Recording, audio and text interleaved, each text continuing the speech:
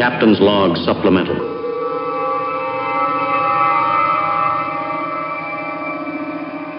Hey Jeremy, you know those race cars you're busy building? Yeah, I do. You, I you, got one you that I'm looking at every day.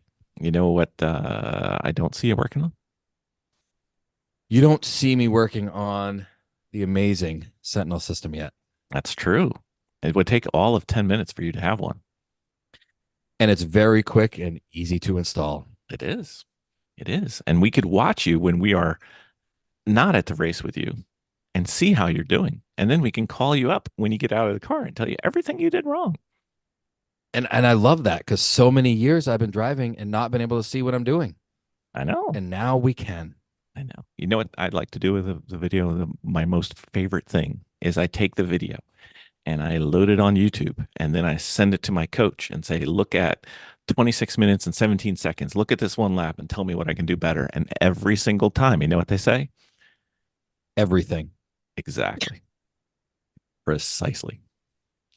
So with the Sentinel system, you get instantaneous feedback plus useful feedback that unfortunately is accurate for my driving.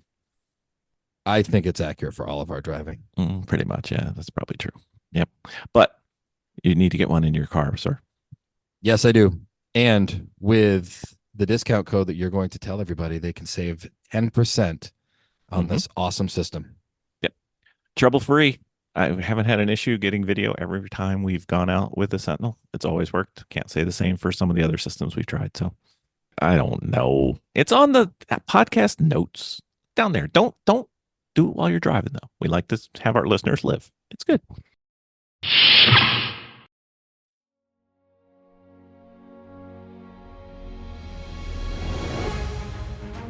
From the great halls of their house, there are assembled three who hope to one day be the world's greatest driving heroes. Created from the cosmic legends of the universe comes our team captain, the Vision, Bill Fisher, and their soon-to-be Wonder Woman, Vicky Fisher, and our Captain Marvel and head flight trainee, Jennifer Skripchuk. Their mission: to fight injustice, share what is right and wrong, to get you out of your house and come out racing with them and serve all mankind. They are the Garage Heroes in Training Team. Welcome to the Garage Heroes in Training podcast. I'm going to be the only host because everybody else is not here because we are dealing out of time zones, but that's okay. It's worth it. We have the host of the Your Data Driven podcast, race engineer, athletic coach, part of the team that did the first sub 2 hour mile, which I can barely drive that fast. I mean, not mile, marathon, sub 2 minute, 2 hour marathon. Great intro, Bill. Way to go. We constantly get emails from him on his Your Data Driven offerings. The latest ones that we are digging into right now deal with tires. So not being terribly creative, we thought, hey, why don't we have him on and let's talk about tires, those little black things that go roundy, roundy, roundy. So welcome back to the podcast, Samir Abid. Thank you. It's a real pleasure to be here again. I'm not sure if you finished the marathon faster than I finished my intro with my word fumble, but that's okay. You guys did okay. That marathon story, I mean, people have probably heard it before. I talk about it every time I come on the show, but it still blows my mind. Like, even though I worked on it, like, this guy was running at, I don't know, what was it, 26 miles for a marathon. So to do it in 2 hours, he had to run more than 13 mile an hour. Yep. And the max on most treadmills is about 10 miles an hour. Mm-hmm. So if you imagine sprinting on your treadmill in the gym, he was going like quicker than that for 2 hours. I know. And it just still blows my mind. I know. And sadly, looking at myself, they don't even start to sweat for several miles. They don't start breathing hard for several miles. I'm like, how are you people human? But, it's okay. But interestingly, I mean, there's a lot of technique in running. I mean, for the people who are listening who do know about running and things like that, I mean, I never really appreciated it. But there is, and it's a bit, I suppose the link to driving is the same. I have a conversation with it's maybe the majority of people I know who aren't into motorsports, and they think, oh, well, it's just like driving to the shops, isn't it? You just sort of sit there and drive round, and then you'll appreciate more than anyone that it's actually quite a bit more to it than that. And that's where the difference comes in. So Yeah, I can't even begin to count the number of people who, once they find out we race cars and they're like, oh, I could do that too. I'm like, yeah. And then they're like, well, I drive, like 40,000 miles a year for my job. So I'm going to be awesome. Right up. I'm like, no. But, it is the same. It's the same, like, as, it's walking and running. Yeah. So walking, we can walk. That's like driving around in the street, and then running is it's still looks kind of the same. Yep. Like if you look at it, but it's different. Do you see what I mean? So and driving on the track quickly is different, and it's its own sport. That's where it transitions from being let's just get to the track to being a sport. Yeah. And then that always cues up the, post race weekend hangover that you feel. And everybody's like, what did you do this weekend? And, I went and I, drove a car for, 6 hours or whatever. And they're like, then why are you tired? You just drove 6 hours. I'm like, okay. Yeah. But so we, some friends of ours, we went karting at the weekend. It's not something I do very often. And we were in electric karts for the first time, which I've never done. So that was odd because you go and there's no noise. Yep. Just a lot of tires. There's a lot of tires, which we can get into. But they were great, actually. They were a lot of fun. And I'm not the most svelte guy. And karting, I've always shied away from, because anyone who can actually drive, you have no chance really with. If you're giving away 20 or 30 kilos or whatever that is in American weights, a lot. It's not really a fair contest. But we went away some friends who don't race or anything, and they're like, oh, I've never done it before, can't be that hard, sort of thing. And we did 2 sessions. And the first sessions, they were all exhausted after 15 minutes, sweating, arms are aching. They're like, what's that rabbit in the head? Like, loved it, but what just happened? Yeah. What just happened? Like, And then they got to go again, and everyone went quicker. And I was like, this is okay. So you start when you have that moment where you introduce people to the sport, and they see it for the first time. I love that moment. Yeah, we had a friend of ours who was running a kart track at the time, and so I brought some new people to racing, and a couple people who raced with us, and there was nobody there. It was just us. So he decided, hey, I'm going to be nice to these people, and instead of giving them a 15 or a 20-minute, he gave us a 45-minute session, and I was just like, I saw him do it, and I was just like, oh no, this is going to be terrible. And then one of the people, we had to help them get out of the cart. He couldn't do it. Yeah. So it takes a little bit out of you.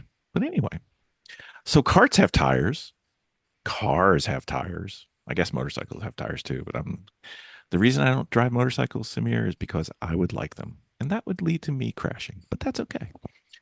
So you know what? That's exactly why I don't drive them as well. Do you know that? That's actually a true story. I've never really told anyone that. That's 100% true.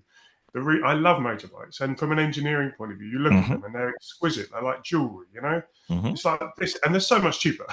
So much cheaper than a car. Half the tires. But I would definitely hurt myself, I think. Yeah. I'm sure it's not original. One of our friends said, with age comes a cage, and I'm like, yes, I like cages. Cages are great. So keep me in a cage. Maybe I'll keep my body somewhat the same shape that it is right now. So you've got a tire mastery course and a tire tuning essential email kind of subset. I think they're similar but different.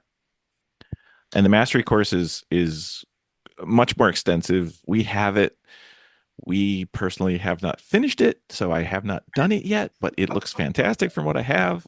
And it is on my winter driver improvement task list, which just keeps growing. I got nothing done this season, but I thought maybe we could give a little bit of tire tuning, tire dialing in. I don't know how you want to do it. As far as I can go with everything that I've ever read of yours, the only thing that I would disagree with is the way you guys spell tires, but that's a whole different thing. It's fine. You like the Y, we like the I. It's all good. But I guess, why is tire testing important enough for you to have multiple reviews of the subject? I guess would be a good place to start. Yeah, that's a great place to start. And if you go onto the website, uh, yourdatadriven.com, whatever, and you find the articles there are a lot of articles on tires, and because I've had a lot of questions about them, Mm-hmm. people are confused for good reason, right? Mm-hmm. Yeah, for For good sure. reason. It is not Um, simple. but there's lots of things in motorsport that are confusing. But the thing with the tires is they are, you'll have heard this before, they're the only thing that touch the ground, and everything resolves to those four contact patches, Mm-hmm. which is possibly the first time you think about it terrifying, because you look at your whole car and it's got wings and an engine and Mm-hmm. a shell and a roll cage and stuff, and you in it, and it's going 100 mile an hour at some point, hopefully. And then you've got to slow down. You've got to slow down. And then the only thing that's slowing this thing down is these four small areas of rubber that are in contact with the tarmac. And it sort of starts to put some of this into perspective, that they're important. And, people talk about balance and grip and power, and I couldn't get the power down out of turn 3, or I Mm-hmm. was struggling on the brakes, but all of it, underneath all of those conversations, I wasn't feeling confident. I couldn't get the thing, couldn't get the feel through the steering. Everything resolves to these pretty dull looking Yeah. bits of, they're the least exciting part of the car, and they wear out and they're expensive, and you're just like, oh really? And it took me a long time to think, well, do I actually want to do this course? Because they're pretty dead boring. But then at the end of the day, if you're competitive and you want to go quicker, then you just have to start there. They're your foundation, because every single time, otherwise, you're chasing your tail. Yep. You'll go, oh, okay, I want to try this new technique on my driving. I want to try upgrading the car, like running it lower, more rate, different weight distribution. I want to put more power in the car. I want to try different gear ratios. I want to do some, different aero mods or whatever. Right? Mm-hmm. Everything just comes back to the tire, right? So unless you know what the tires are doing, uh, you'll always have a question mark, and you could get very confused. And so the idea behind all the resources on tires on the on my academy and on the website is all about trying to help people work through the complication. And interestingly, I don't know, you may not have seen it, but I've been watching some of the news with Adrian Newey leaving Yep. Red Bull, and him talking he's going to Aston Martin. And he just dropped in the other day, and of course it all boils down to the tyres. And honestly, we don't actually understand how they work. And so if you've got him saying that, Yeah. what hope has the rest of us got? And so, but he's looking at them at quite a refined optimum, and the Mm-hmm. tyres that they have to use in Formula One are deliberately quite sensitive, and they wear out way too quick. For the rest of us, we can use some other approaches that will get you 10x further up ahead. It will give you a car that handles in a way that you like. It will give you more grip. It will give you confidence in the wet. It will give you all these advantages that you kind of, beforehand, you tend to look for elsewhere, because you just think tires are dull. Yeah. I'll spend, I don't know, several $1,000s or pounds upgrading my engine. It's like, yeah, that's great, but just spent that time and effort looking at your tires and having a better understanding of it, then you would at least know with more confidence about whether the tires are doing the job for you that you want. Yeah, Does that they're answer the question a it bit? it, Or it not? it definitely does, and I think the sexy stuff like the aero stuff or the engine stuff is always like the thing that people want to work on, and internally with our team when we're talking to people who are new, we always battle with what do I tell them first, tires or brakes, which neither one is what they want to hear, and Neither one of them. Yeah. no, but um, just to kind of I like stories, but just to kind of quantify Yeah. potential for this. I was reading some of your articles in preparation, and there was one where there was this guy. He looks kind of like you, and he was racing, and he was kind of solid, mid kind of guy, and then he kind of got his head wrapped around his tires a little bit, and good things happened. Yeah. So what I dug into the research here, so I use myself as a guinea pig, I think we and all do. I bought all the books. I'm an engineer, but I drive. I compete, and so but I was researching Master Your Tires, and I thought, well, I need to. I know I've got my knowledge, but then I did know. I sort of, had that feeling in the back of your head. It's like, oh, maybe there's some smarter people out here, and they may have written stuff in books Hmm. that I should probably at least refresh, and some books that people sort of every time you talk about tires, they say, "Oh, grab that book, and grab this book." So I ended up spending a fortune on books. I mean, some of them are really expensive, and I was, worked through them all, and I got all the theories, and I laid them all out, and they didn't all agree. And I'm Yep. like, "Oh, that's not fair. No. That's not what you guys have written all this stuff. It's published content over the years." So what I did is I ended up trying them all, and I tried these different theories, and I tried to put them into action from a practical point of view in a non-professional environment, i.e., me and my little team of friends, rather than a big professional team. And we put it in like, so what could we actually take from this theory in a way that's going to make any difference? And Hmm.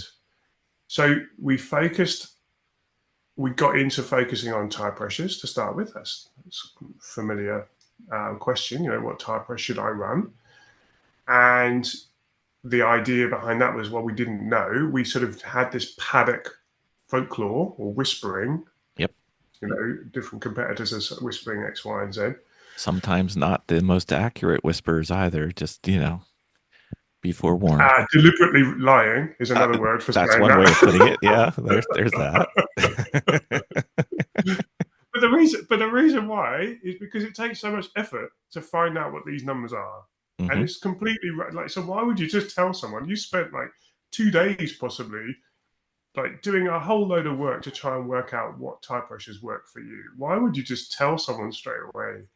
You Yep. know that. It just I get it. I get it. I get why people are coy about these kind of numbers. Hmm. And then we got into the tire temperatures as well, which is sort of a next step that it's a sort of it's an extra hassle. Like tire pressures before and after are already a hassle. Pretty Yep. much, it's pretty common though for people to do that. Tire Hmm. temperatures is less common Yep.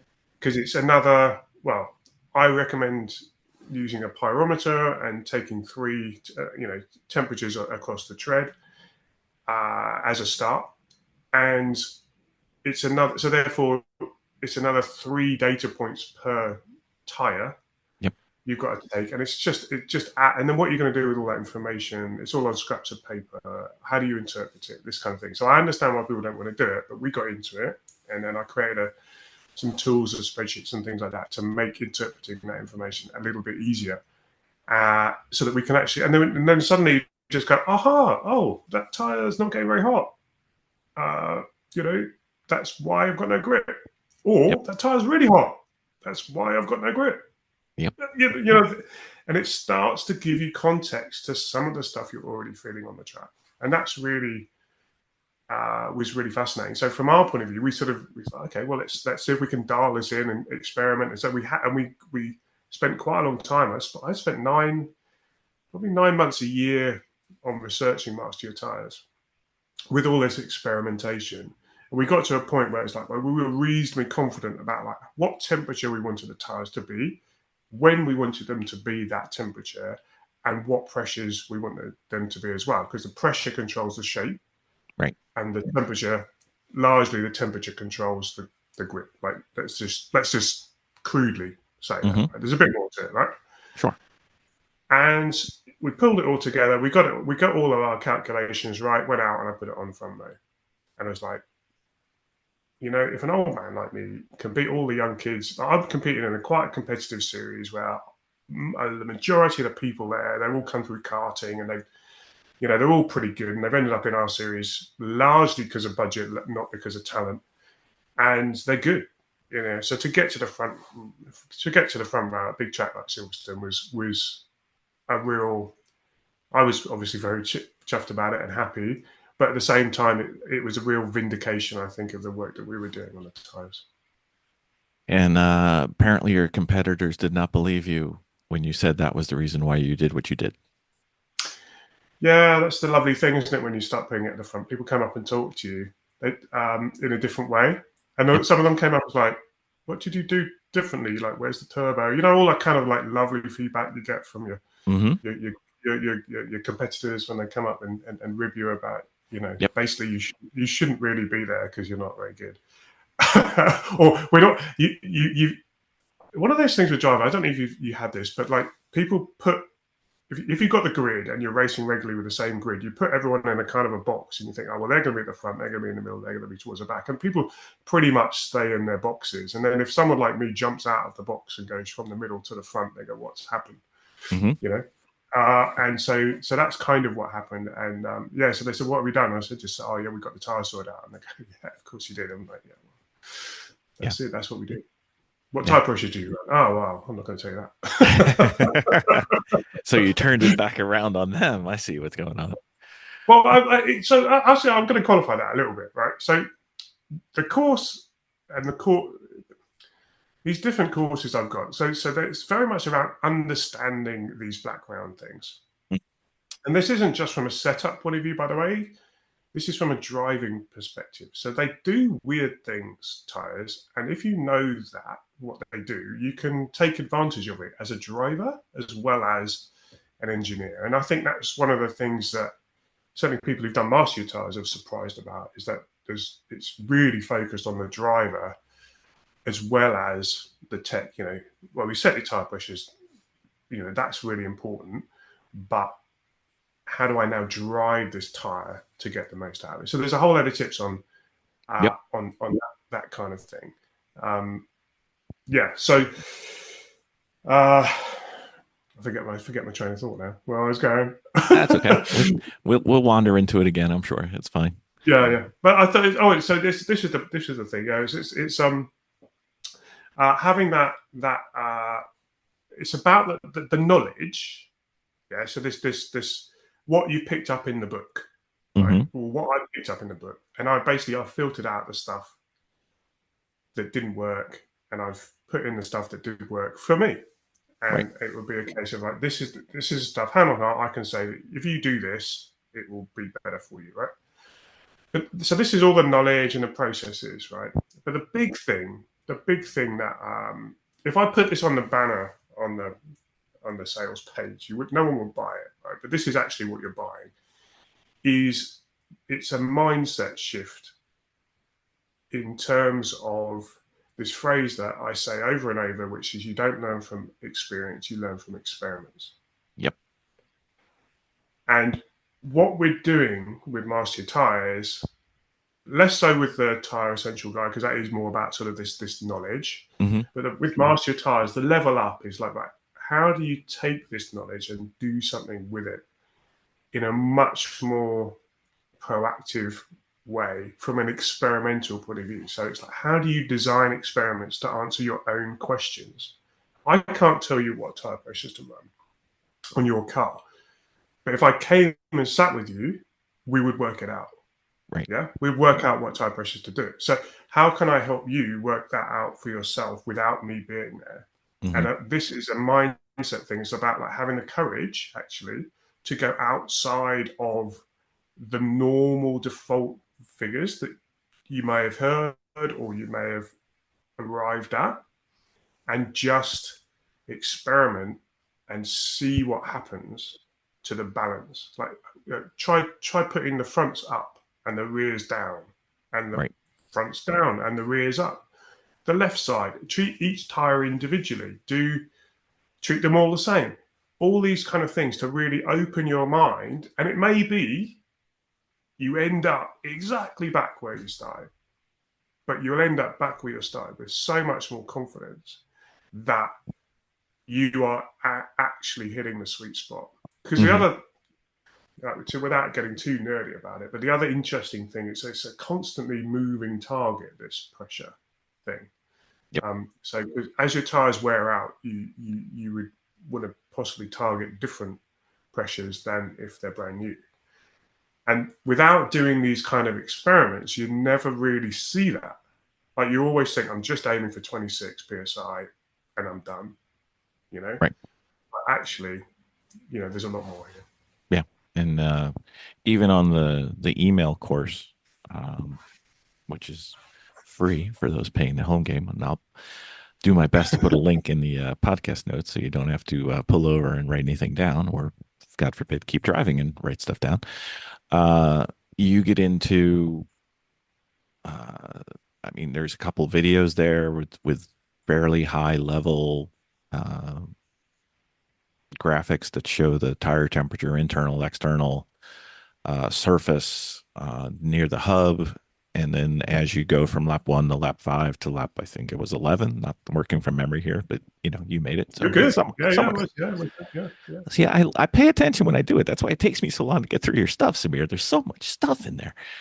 I can't wait. Like, I know you admitted, right? So for the listeners listening, right, he admits before we start, actually, you know, Samir, I've got your master tire score. I haven't actually done it yet, and I know he hasn't done it because I've got all the data. I can see he hasn't done it. So he's like, okay, this is interesting, but I'm just like, you've got to do it. Like, we were talking about aerodynamics, right? And it's like, just do the tire course. It's going to give you way more performance than anything that you're going to be mucking around with on aero to start with. I was just like, just do it. I promise you, before you come on next time, unless it's next week, I will have done it. It will be done. There's no doubt. And I will probably send you a barrage of emails. And then I want to hear like what you think, because you need to go and put it in action, right? Because it's all right. Sit there. It's quite overwhelming, right? There's a whole load of there's too much information in a way to do it. You can do it in one sitting or a couple, but you need to go and try it and then come back to it. You know what I mean? It's one of those ones where until it really beds in, but it's just like, oh, I didn't know it could do that, or didn't know that was happening. Usually I like doing yours like, you know, if there's 20 parts, I like doing it like a part a day for 3 weeks. Just biting it down, because you have to ponder it a little bit. And sometimes it just takes a little bit for your brain to get wrapped around, because these tire things they're complex. They're spinning and they're twisting and they're interacting in 4 independent areas with 4 independent effects. And then they get into the suspension black box, which is just ridiculous. And then the temperature changes, or the road changes, or the car changes from wheel drive versus rear-wheel drive. So it's not for lack of trying or interest. It's just it's I can't imagine what it took for you to be able to distill it down into the course that someone could understand it, because the hard part is kind of getting your hands around everything and then just choosing the knob that really matters. So that was a good, I mean, it's kind of you to bring that up. It's a big challenge to distill. And there's stuff on the cutting room floor that still sort of irks me that it's not in there, but I know it's enough as it is. And the other thing that gave me a little bit of confidence is, before I launched it to the world, I actually gave it to about 15 to 20 professional engineers and coaches and pro drivers to kind of go through and so, like, A, does this make sense? B, have I got it right? Because it's like, it's really hard. Yeah. And in fairness, they came back with like a to-do list of, I kind of see what you're trying to say here, but you haven't quite said it right. Right. And for some proper people who've written books and done the proper engineers. So by the time we launched it, I felt, that it wasn't just predominantly my work, but I mean, it wasn't just my sort of say so. It had been peer reviewed, as the academics would say, mm-hmm. and that that gave me a lot more confidence to get out there. But then, the proof was in the pudding. The first group of people who went through were pretty brave to take the plunge and, put their money where their mouth was and sort of go, okay, I'll give this new course a go. And then when you hear about people going out and putting it into action, I mean, like there's a couple of star students I've got who've gone out and they've gone like 2 seconds under that record and stuff like this, and they were already at the front. Stuff when you hear things like that, it's just sort of like, okay, that's what it's all about. That's what for me the sitting trying to work out, like, how do I say this in a way that's going to make sense. Well, eventually you just have to call it done. And even if it's only the master course part 1, if you try to get everything, you're never going to finish. Yeah, it was good. I mean, it's quite terrifying, really, if you think about it. So it should be. You think, oh, it's a simple subject like tires. It's actually no. It's like not only do people don't really want to know about it, but it's really complicated as well. It would have been easier to do suspension, but I can't do suspension unless I talk about tires. Do you see what I mean? Because like the damper, I do. the spring, the board, it all just resolves to the tire all the time. It's like, well, if you don't understand that bit. I have several of the tire books, which you digested for me. So I just have them on my library shelf now. So that's fine. I'm good with that. So it was well worth it for me. I don't have to digest it. It's already pre-digested. You're like the mama bird and I'm the little baby bird. I better stop this analogy or it's going to get really weird. But that's okay. So as far as tire testing goes, we've got the alignment centered people, we've got the tire pressure centered people, and we've got the tire temperature centered people. And every one of them, if you just ask them, they know which one's the most important. It's the one that they're working on. So where would you fall in that in terms of a hierarchy of things you should work your way through?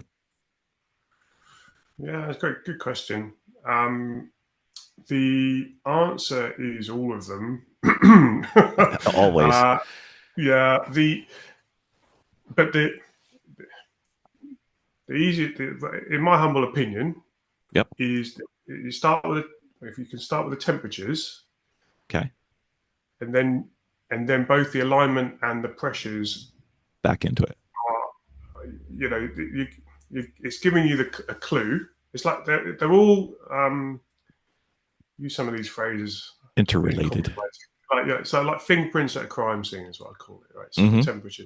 So it gives you a start, and then you go, where are my pressures? Where's my alignment? And then, but the alignment is both it has more than one job. Let's call it that. Right? Yeah. So the alignment can influence your handling confidence significantly, like like on the front, for example, you're turning and whatever. So it depends what problem you're actually trying to solve. So this is, I talk about performance questions quite a lot, and it's what question are you asking? Right. Rather than coming at it from, I've got all these tools and all these things I can change. These are the most important things. Flipping it the other way. So what is the performance question I'm actually trying to answer? And then looking at the temperature, pressure, and the alignment. Do you see what I mean? It kind of it depends what you want to know as to which one you look first. So, for example, let's make it a bit more specific because that sounds a bit sort of hand wavy, doesn't it? So you're driving into a corner and you're turning in, and it's not got that initial kind of bite that you want. Right. So that's your performance question. I'm turning into turn 3, and it's not turning in how I want it to. Okay, so then you look at what you have, your data, and I would say alignment is a data point. Yep. Okay, so you look at your temperatures, you look at your pressures, and you look at your alignment, and you can see, right, okay, in the temperatures, have I got an even spread of temperature across my 3 data points across the tread on that outside tire? Like, is it like that, or is it cooler in the middle or hotter in the middle? Right. And if it's cooler or hotter in the middle, then maybe your pressures could be different. Yeah. So if you like either too low on the pressure or too high on the pressure, and you haven't got the pressure right, you're not going to get that bite, right? Overall, is the tire too cool? So a road car derived tire, which is quite common in most kind of racing environments, is my understanding is that they're sort of designed to work at around 50 degrees centigrade. So I don't know what that is in Fahrenheit. It's like 140. Something, right? Yeah. And then the more race focused the tire, it kind of goes up in temperature. But let's just hang around on that 50 degrees centigrade for a minute. So if you go out, you go around, if a car's not turning in, and your front, your outside temperature on that tire is 20 degrees, and all the rest are 50, you'll be like, well, there's a problem with the temperature rather than the alignment. We need to get the temperature in the right space before we start talking about alignment and pressures and things like that. Do you see what I mean? I do. So it's kind of cascading thing, and it could go the other way around. Or the temperature is 70. It's way too hot. That's why it's not turning. Or okay, they're all 50. The pressure's good. The alignment, we've got quite a lot of toe in on the thing. Maybe we should try 1 or 2 millimeters of toe out and see what that feels like for the driver. So and then goes out. Actually, that initial turning is lovely now, or maybe it's a bit too much. Do you see what I mean? So it's about starting with that performance question rather than like with all the different things that we can tweak, because otherwise you can get yourself lost. I did my math wrong. It's 122 while you were talking. I had to check. So I don't know how to start with tire temperature, but there's 5 ways that we're aware of that we've seen others do their tire temperatures. And going in terms of complexity, I've had people who feel the tire with their hand, and if it's too hot, then they think for them to hold it, then it's too hot. I've had other people who look at the side of the tire and figure out what the temperature was by how far the scrub is. Then you've got the laser optical pyrometer people, and then you've got the thermocouple people, and then you've got the people who have the real-time temperature monitors that will monitor the tire as it's rolling around on a track. And then I'm sure that as you get higher and higher, there's other things. But is there kind of a optimized? There's another one for you as well, which is quite common, which is in the inside of the tire. Oh, I haven't seen that one. On the tire pressure valve. Oh, okay. So you get so you can have a valve that logs the pressure of the tire, but also some of them have an internal infrared sensor looking at the inside of the tire. Okay. So it's not just doing all the air temperature within the tire. Okay. Well, I don't have that, but that's okay. Now I'll just put that on my Christmas list, but that's fine. Is obviously there's a best, but is there kind of a at least do this to get good data level that you'd like people to try? Yeah. So the first point is that because you've listed all these things, it's hopefully obvious that this is quite complicated. Yeah. I mean, we argue about much simpler things than this. So you don't have that many different types of tire pressure gauge, do you? They're all and that tire temperature. So when people talk about tire temperatures, you have to be very careful when you like which temperature, which part of the tire we're talking about. Yeah. What do you actually mean? Because the other complication, without going too deep with it, but is that different parts of the tire change temperature at different rates. So the surface temperature changes quickly, and the internal temperature of the air moving within the tire changes relatively slowly. But that internal air temperature is what affects the pressure. It's why you set your cold pressures lower, and then you go out, and the tire heats up, and the pressures go up. It's that internal pressure of the air within the or whatever you put within your tire. That's the bit that's heating up. The surface temperature is changing quite quickly, and then you have this.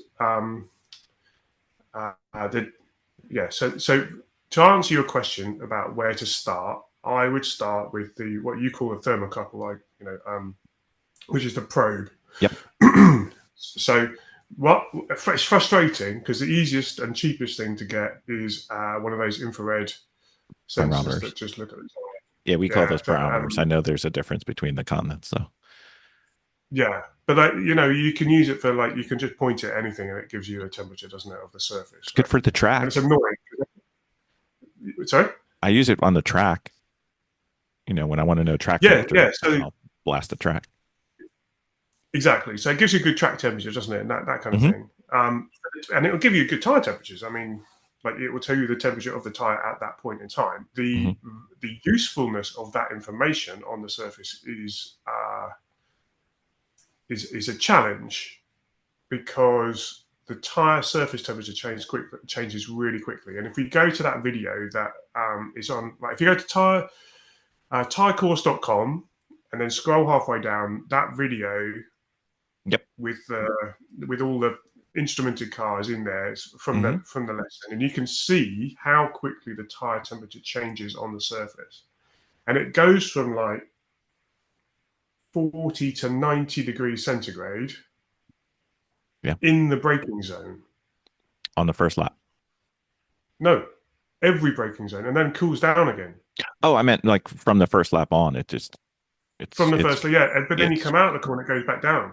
Yep. And then you come. So by the time you get to the pits with your infrareds, you have no idea what was in that light. You have no idea. So, but the bulk temperature, the one that you push into the tire rubber, the thermocouple probe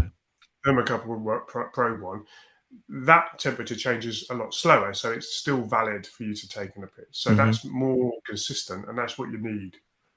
So you want to be taking your tire temperatures and pressures in the same place in the pits every time you come in. You want your driver to be doing a nice, good, fast in-lap, as safe as they can, stopping early in the pit lane, and you taking the pressures and temperatures in the same way every single time. Then you're starting to give yourself half a chance of getting consistent data each time you're on track. Okay. And some tracks it's more difficult than others because of the geometry of the track and the pit lane. Sometimes you're already cooling down too much to get really the best data. Yeah. So that's why the onboard stuff is gives you a better information from that point, because you haven't got that variability. And the other thing, I don't know if you have the same thing, but Parc Fermé rules, we have that. That means you can't touch that car. So it's all kind of a bit frustrating. What you can do, however, if you sort of get nerdy about it, is you can work out how quickly your tire cools down, right? So say you come off the track and it's 50 degrees, right? And then you take it back to the garage and you wait 20 minutes and you do it again. And then you get a set temperatures, then you wait 20 minutes and you do it again. You've now created a profile of how quickly your tire is cooling down, because it will cool back down to the ambient temperature of the day, right? Eventually, pretty quickly, within half an hour, I would say. Right. So if you can't get to your car straight away, this is not super scientific, but it is a method of trying to give yourself confidence that you're doing the right thing. But you can create 2 or 3 measures over half an hour, and that can be your profile. And then so if you do go to a Parc Fermé situation and it's sitting there for half an hour, it comes out of Parc Fermé, you take the reading and you think, right, okay, that means it would have been right. So you get the offset. Offset. Yeah. Never let a good situation get you down. Don't give up. No, we're going to get data out of this thing if it kills us. It's fine. Basically, it's that important though. It's weird. It's that important. It's because if someone comes out of the car, you put yourself in a situation. Someone gets out of your car, or you get out of the car and you say, "I don't like how it's driving." Where do you start? Mm-hmm. And what happens typically, in my experience, and this could be different for yourself, I don't know, but is that lots of well-meaning people throw in lots of ideas Oh, about sure. what's happened, why that is. Oh, let's look at the data. Let's look at the video. And you suddenly you start to be overwhelmed with lots of good ideas, many of which are conflicting. Yeah, so some of them say, "Oh, we need to put the tire pressures up." Others say, "The tire pressures down." Or we need to more alignment here. We need to adjust the dampers. We need to do more sway bar, anti-roll bar settings. All this good advice, and Mm-hmm. it's all so difficult to sort of. You don't have arguments about each one, do you? If you start with the tires and work backwards, it will tell they tell you what's going on. It's like, yeah, it's just. I'm going to use myself as an example here. When we started to do this, I was going around. With my first session of the weekend in testing, we'd driven. It was quite a long drive to get to the track. I was pretty tired. I hadn't really dialed my head into being a racing driver. I'd still kind of in this, it's early morning, first session of the day kind of thing. We drove around, took the tire pressures. They were all about 35 degrees. And I was moaning about, cars haven't got any grip and the balance is off and all this. So we looked at the tire temperatures, and because they were like 35 degrees and we wanted them 50, 60 degrees, didn't touch it. Didn't touch the car at all. It's literally Samir, go and drive the thing harder. Mm-hmm. When the tire temperatures are up to 10 and you're still moaning about the front handling balance or the braking or whatever, then we'll have a conversation. And it was just great. We could all just go, you know what? Yeah, that's right. Yeah. Um, You can end up making the car worse or getting lost in a loop. yeah, yeah, Not for sure. not that we've done that, but I've heard about that. Yeah, you've seen others in the paddock. Yeah, Yeah, those people, not us, those obviously. people. Yeah, Yeah, yeah, exactly. yeah. Yeah, never happened on our watch. Often, anyway. So one of the things you got into in the courses, both of them actually was actually how to conduct a tire test day, which seems in some people's mind to be antithetical because if they're at the track, they're there to race or they're there to win, and Mm, and they'll minimize the importance of a test day and what you could get out of it and why should I even bother because all I'm doing is just putting on endless wear on my car and tires. So maybe I don't know if we can get it's tough to do it visually, like how to do a test day, but why to do a test day, and if we can get into how, that'd be great. yeah, testing is interesting, and that's a really valid point. People don't spend unlimited time at the track. The time they do have, they want to be out driving and enjoying it, developing themselves. But if they're testing ahead of a race weekend, they want to try and see if they can get their head dialed in, like mine Mm-hmm. wasn't in that previous example, get themselves up to some kind of competitive time, spend their time like trying to work out, okay, where as a driver do I need to improve to get closer to that record or some other reference point that they are working towards. And mucking around with settings on the car can feel like a waste of time. It can feel like a bit of a distraction when you have something more pressing Mm-hmm. that's in your mind. Plus, the perception being that if you're doing this kind of work, it's not as enjoyable because you're not necessarily pushing the car 100% to the limit or whatever. And so it's really understandable that people would not want to like waste their time in inverted commas to do a test day any other way than to get yourself ready as a driver.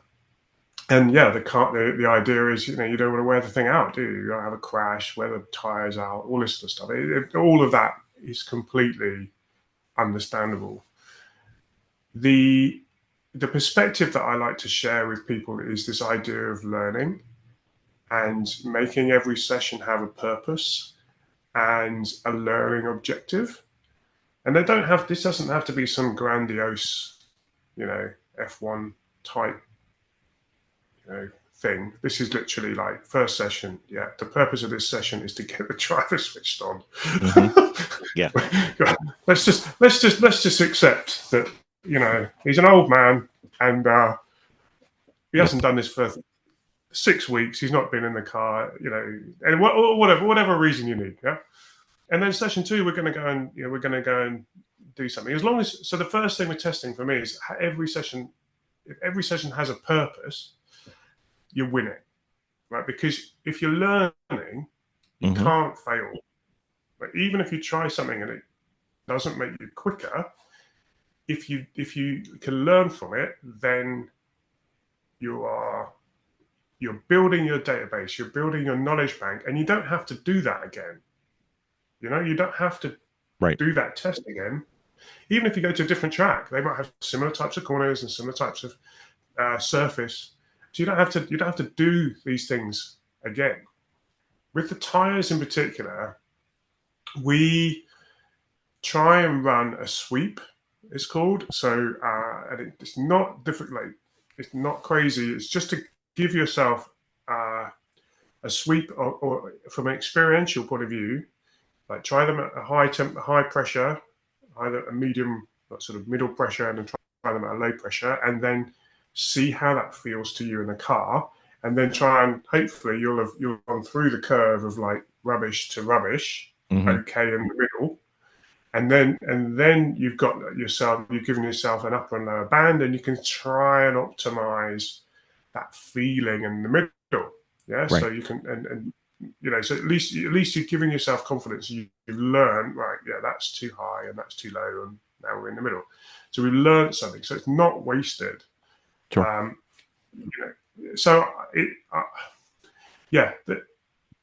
get it though, and you get disruptions, you get red flags. I do understand that people are cautious about doing too many experiments. However, sometimes it's hard to do it if you're just by yourself too. When you're by yourself, it's really difficult. Where do you put your tire gauge, for example? You want to you can't just leave it on the pit wall because someone will probably steal it or something, or tide it away. Or you don't want to take it out in the car with you. So there's lots of practical challenges for running on your own and running with limited resources. However, I think the message really isn't. Is to do the best you can and try and be learning. And even if you learn something that you didn't know before your event, before your weekend, from a performance point of view, nothing. There's obviously flippant answers to that, but you're going to be better off so that the next time you go, you're going to be starting that little bit further ahead each time. And then one of the things that could counteract the perceived expense or effort, you get into how you can actually refine your knowledge of your tires' heat cycles, and that can actually at the same time maximize your performance and save you some money. Heat cycles, yeah, that's one of the that's one of those great topics, isn't it? It is. There's a funny chart that I found on some Reddit thread or something. It was literally like it's a chart of like how many heat cycles does it take until my tires are done. On one, and then the other axis is how much do you earn. Exactly. So basically, my tires are done. Like, if I'm a millionaire, my tires are done pretty much after 2 heat cycles. If I'm not, it's more like 50. Exactly. And, so it's one of the things that so you can't get away from the fact that new tires are going to give you more grip. So, but what you can do is look at 2 things here. You can look at how you bed in those new tires to give you more longevity. and you can look at how, at what point have they really given up the ghost. And I mean, for your listeners, this will be obvious, but for many people who I talk to, they're still thinking in a road car mentality when they're thinking of worn out. Right. They're looking at, they're looking for the tread to have worn down, for example. Whereas actually, what we're talking about, in a track sense, worn out is more of a thermal degradation, to use the F1 engineer speak. Basically, it wears out thermally, as in so it kind of goes a bit brittle over time, right? And the molecule. This is where I do get to the fringe of my knowledge here. By the way, I hand up, but my understanding is that the molecules within the rubber, they each time you heat them up and cool them down, they expand, and they don't quite contract to the same amount. So over time, they end up in this kind of brittle state, which gives you less grip. So, yeah. So the bedding in process is quite important. So if you can bed tires in a way that is sensitive to them, you'll get you will get longer. Froze, or did I freeze? One of us froze.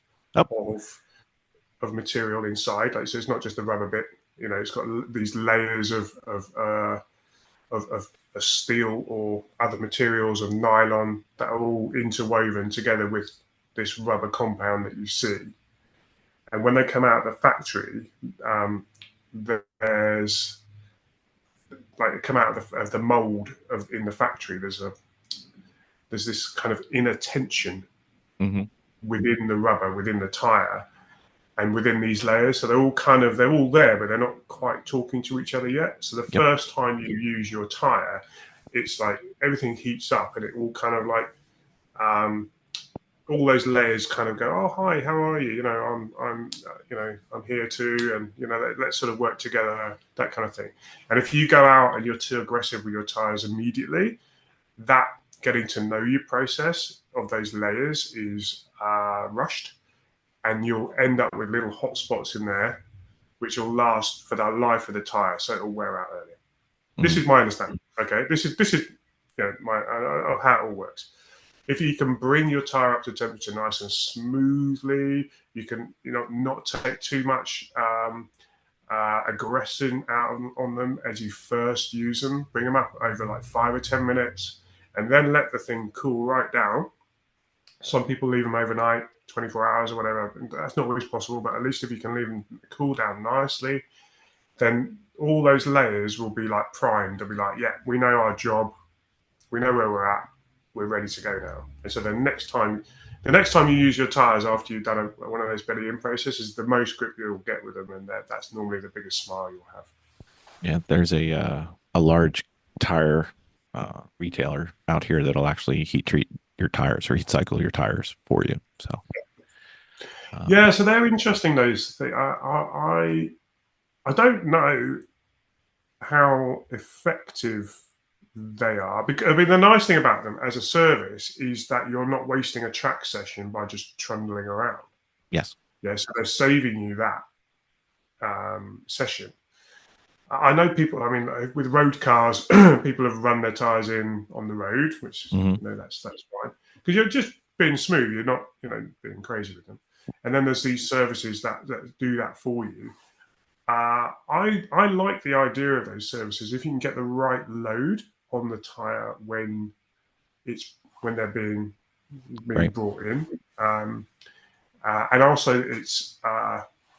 I don't know. I'm not that familiar with them, but my assumption would be that they would be quite linear in their rolling, and there's not necessarily any sort of turning of the tire. They're not adding a slip angle into to bring it up. So there's a little bit of work still to do, I would suggest, from a lateral loading point of view when you're bringing those tires in, but still.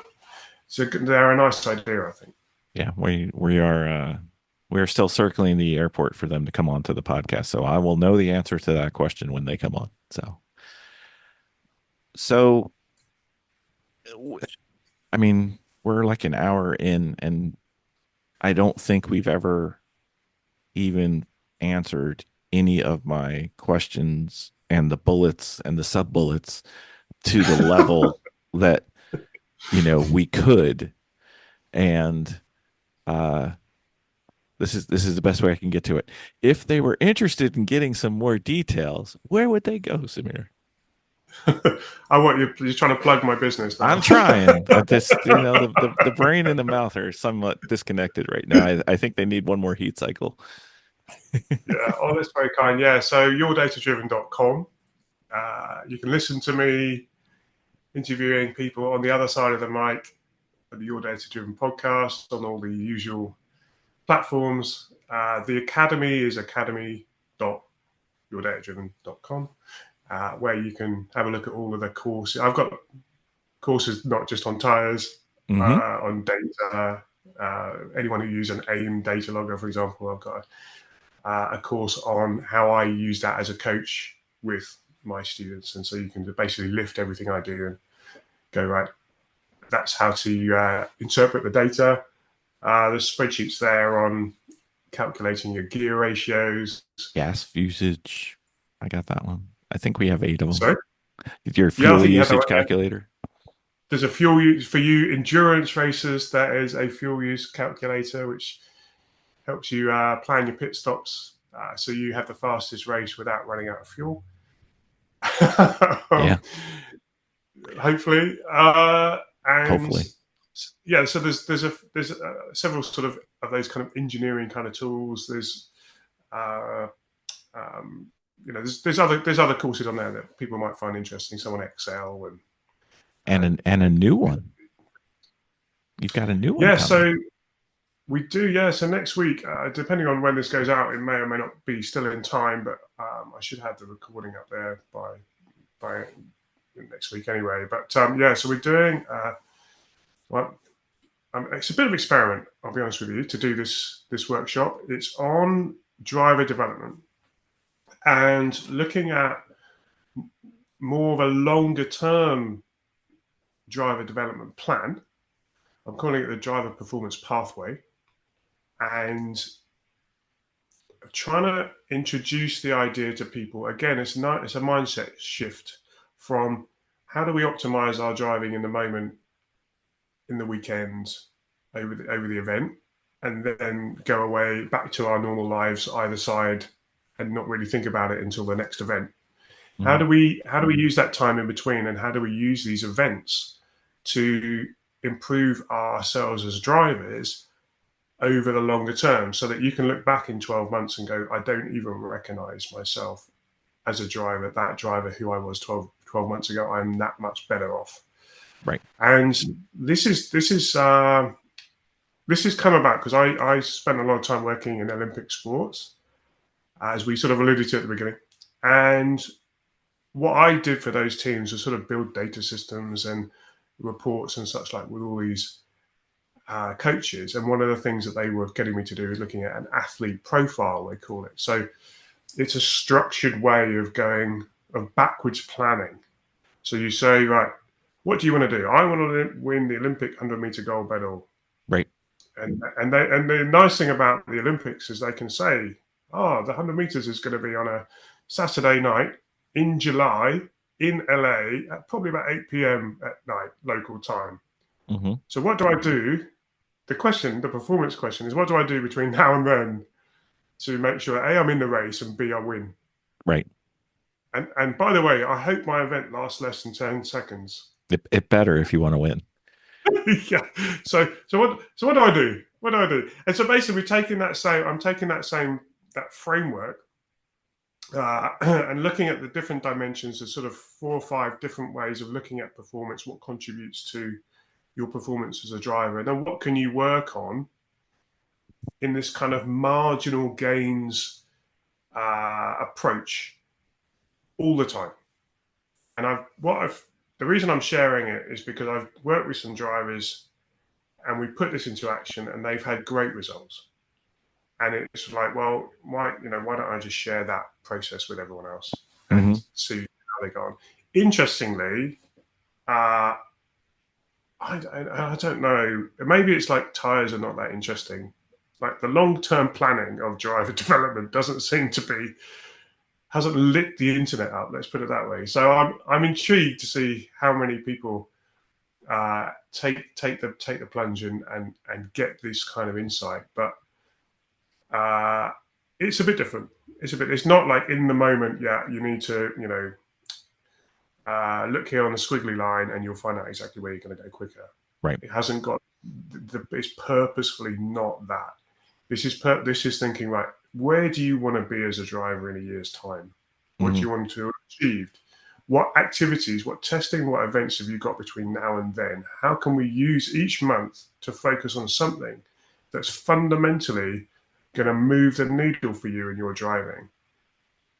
And what is it that we can do outside of the car to make you a better driver, more confident, just getting more joy from your motorsport, achieving your aims? How can we create or put a framework together so that you can fill in those blanks and then work on that every day, actually, right, every month, but in an organized and structured way, rather than this sort of scattergun.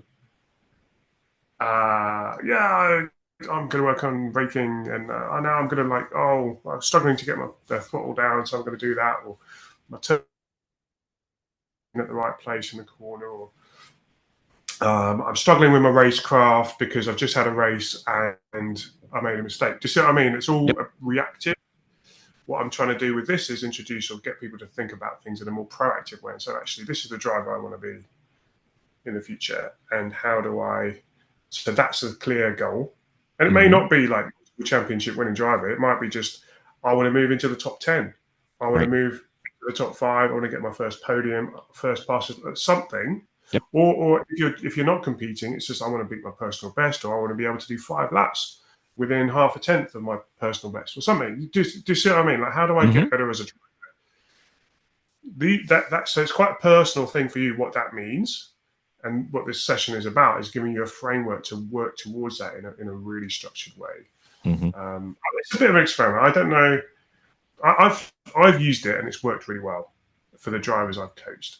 And so this is the experiment for me, is to share this with you guys and say, well, okay, is this something that you are A, interested in doing, and B, could see the results of? Well, luckily for me, my beautiful bride, Miss Vicky, who could not attend the podcast today, is starving to figure out what to get me for our anniversary, which is coming up in a week and a half. So you have solved 2 problems, one for me and one for her. So, somebody with a podcast that says "in training" at the end obviously is in need of this. So we will be there. Yeah. I wouldn't. I mean, like the thing is, I'm hoping it's going to be. I'm going to put this framework out. Obviously, I haven't done it yet. By the time people hear this, I will have done it probably. But it's either the day of or the day after, so it's coming out in time. So we'll do what we can. So, but I'm also interested to see how other people approach it. So I'm just coming at it from one perspective, and I do. Again, it's rather than preaching and saying, like, this is the way to do it. This is a framework that I've seen work, that's worked for me, that's worked for my drivers. I've seen work, and I'm really excited to see what you do with it. Yeah. And then and think about how you would use it. Do you see what I mean? I do. I'm interested to see. Yeah.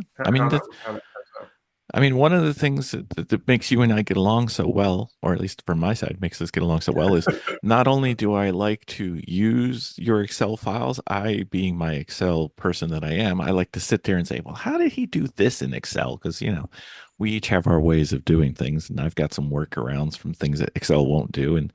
And you've got the more advanced ones because you're heavily into the VBA. I'm into the how do I get the basics of Excel to do what I need it to do, and conditional formatting and craziness like that. So you need to. Are you using Chatbot? You need to get Chatbot on that. You know, it's amazing. I've heard, but there's this tire masterclass that I have to get through first, sir. So it's on There my is. list. Do that first. The list of things that I'm trying to learn is never ending. So I just keep piling them on, and Vicky keeps yelling at me saying, "Why are you doing this?" And I say, "Because it's what I do." So, all right. Well, you'll be seeing me. I will have it on my dashboard very shortly as soon as it's available. And I will get through the tire one first, and then I'm going into it because, next year is going to be a big deal in Garage Heroes land. So we're going to get it done.